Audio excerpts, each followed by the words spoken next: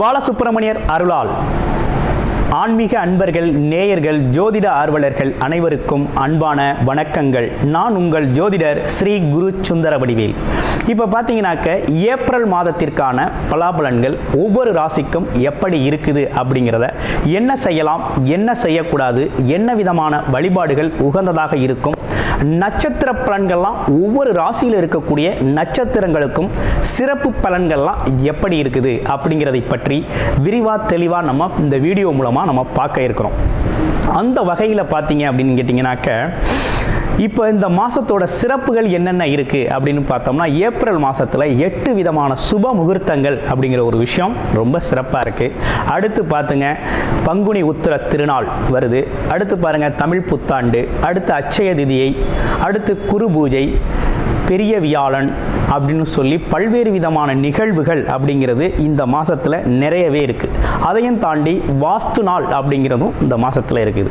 அப்போ இப்படிப்பட்ட சிறப்பு மிக்க இந்த மாதத்தில் உங்களுடைய ராசிக்கு இந்த கிரக பயிற்சிகள், கிரக மாற்றங்களால் என்னென்ன மாற்றங்களை நீங்கள் செஞ்சுக்கலாம், என்ன விதமான முயற்சிகள் கை கொடுக்கும் அப்படிங்கிறதை பற்றி விரிவாக தெளிவாக ஒவ்வொரு ராசிக்கும் மிக அழகாக பார்க்க இருக்கிறோம்.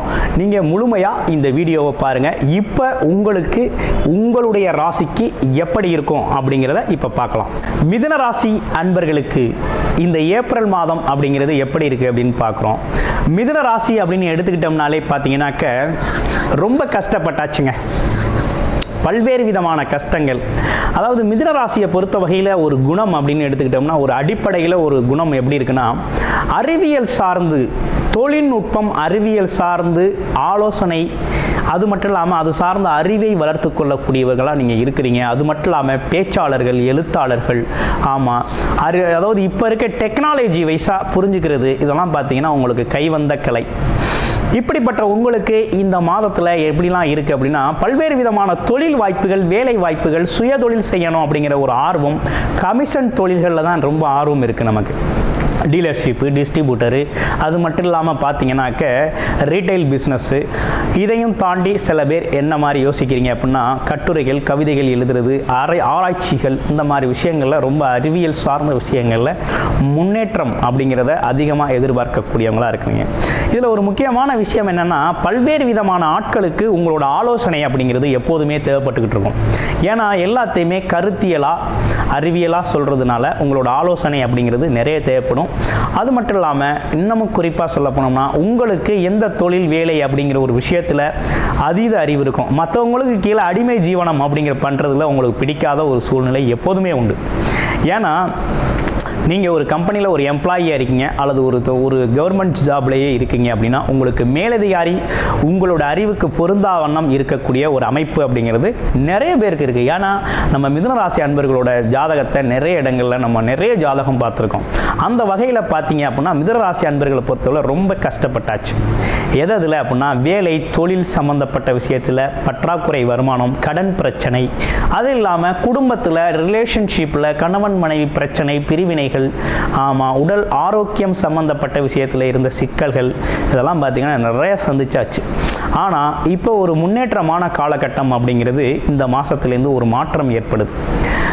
அதாவது சித்திரை மாதம், தமிழ் வருட பிறப்பெல்லாம் இந்த மாதம் தான் வருது. சித்திரை மாதத்துக்கான சிறப்பு பலன்களும் நமது சேனலில் இந்த வரத்துக்கூடிய வாய்ப்பு அப்படிங்கிறது விரைவில் வரும். இப்போ என்னென்னு கேட்டிங்கனாக்க, இனிமேலுக்கு ஒரு நல்ல முன்னேற்றத்தை எதிர்பார்க்கலாமா அப்படின்னா கண்டிப்பாக எதிர்பார்க்கலாம்.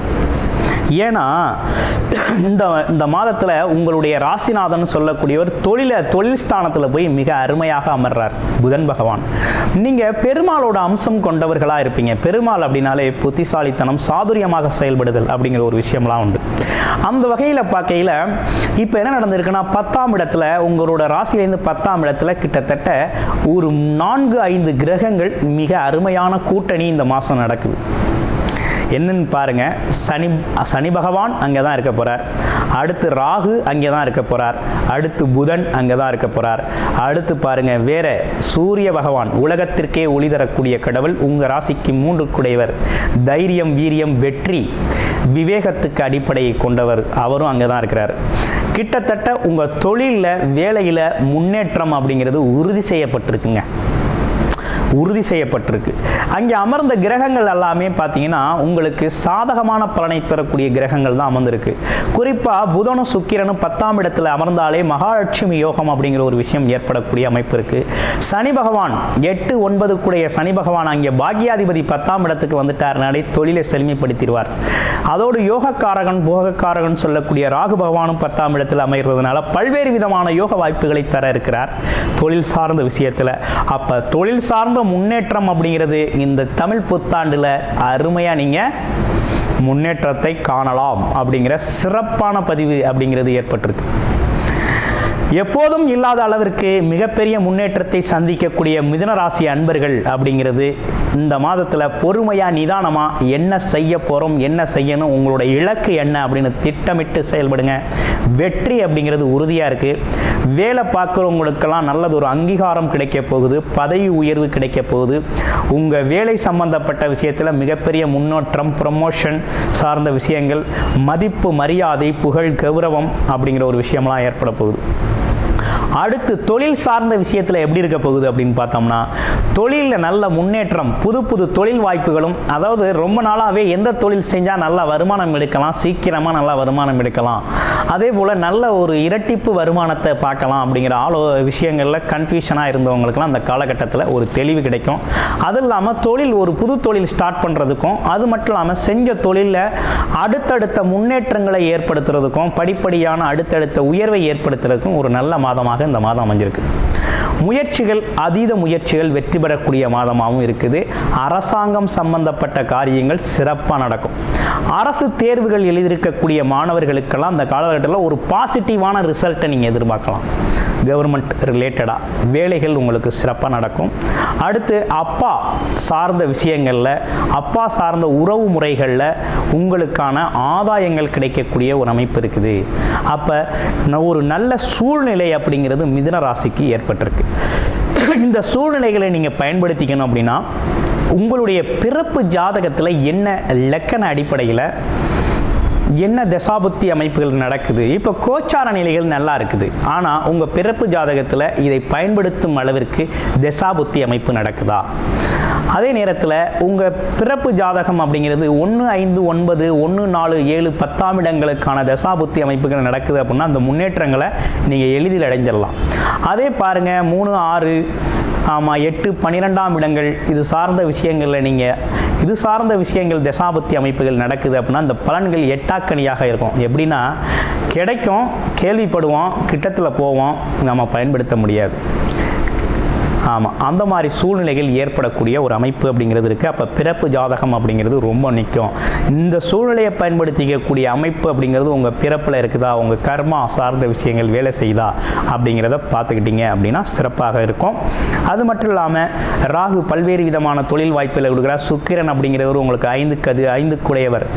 5 அதிர்ஷ்டத்தை தரக்கூடியவர். அவர் உச்ச பலத்தில் 200 மடங்கு உச்ச பலத்தில் இருக்கிறார். அதே நேரத்தில் செலவு அப்படிங்கிறது எப்படி இருக்குது அப்படின்னு பார்க்கணும்.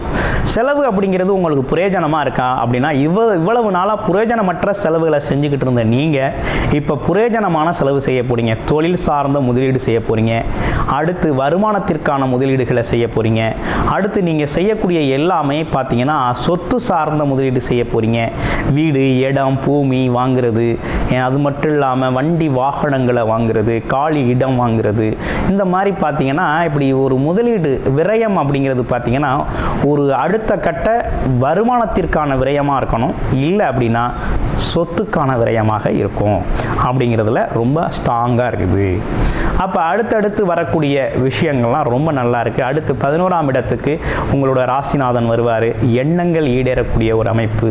நீங்கள் இப்போ போடுற எஃபோர்ட்ஸ் அப்படிக்கெல்லாம் பார்த்தீங்கன்னா அந்த சித்திரை மாதத்திற்கு பிறகு 2-3 மடங்கு நல்ல லாபத்தை பெறக்கூடிய வகையில் உங்கள் தொழில் வளர்ச்சி அப்படிங்கிறது பிரம்மாண்டமாக இருக்கும் அப்படிங்கிறதுல எல்லளவும் சந்தேகம் இல்லை.